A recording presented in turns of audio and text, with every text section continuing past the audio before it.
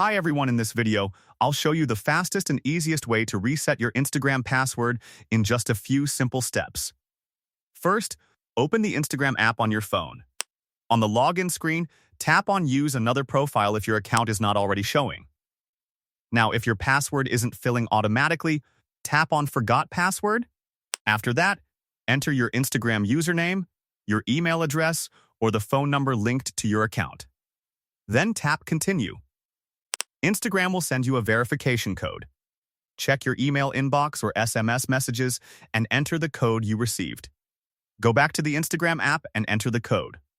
Once verified, Instagram will let you access your account recovery page. Now create a brand new password. Make sure it's strong but easy for you to remember. After entering the new password, tap on Continue and your password will be updated successfully. And that's it. Your Instagram account is back. If you find this video helpful, please like, share, and subscribe for more practical tips. Thanks for watching.